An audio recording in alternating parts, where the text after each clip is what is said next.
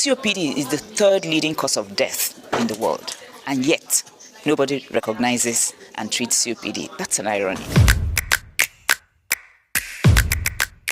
If people don't know COPD for what it is, then there is no way we can even begin to talk about treating COPD. So what we are doing today is a training for asthma as well as COPD, because we recognize that COPD is a disease of high burden. COPD is the third leading cause of death in the world, and yet nobody recognizes and treats COPD. That's an irony. For something that causes the third leading cause of death globally, and is common in Africa. In Nigeria is about 9% of the population, yet people are unaware of what the word is, talk about what the disease is all about. Both infrastructure and education are lacking when it comes to diagnosing both asthma and COPD. We need tools, diagnostic tools, spirometer, peak flow, these things that we're talking about to be able to diagnose COPD. These are grossly lacking.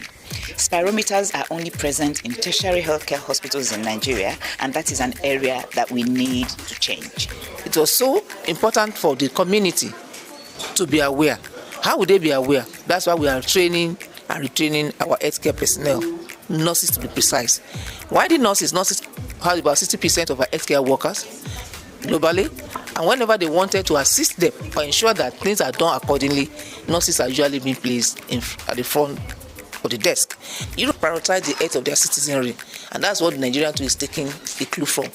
And we want to see that you don't need to have money before you are being given that consideration. Attrition, yes, both for doctors, for nurses, for physiotherapists, and the likes. And Nigeria is a highly resource center. And that's why you see, because our curriculum at par, we review curriculum all the time to meet with international best practices. But the moment these people finishes, because they are the ones that train themselves, they find their way out of the shop.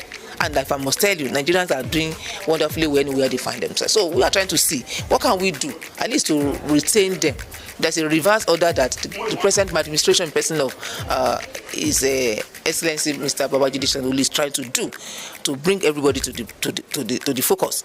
Tax shifter sharing is a process by which what you know how to do best, share with somebody that can take the responsibility while we did not have enough. And for instance, nurses have tax shifted all this immunization to our community health extension workers.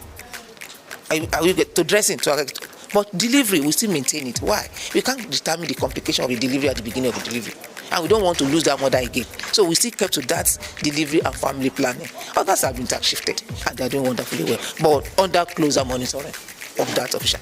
My name is Shola Aketi, Director of Nursing Services, Lagos State Ministry of Health. Yeah, my name is Titilope Ngozi Akosa. I'm the Executive Director of the Center for 21st Century Issues. So we are still going to have a lot of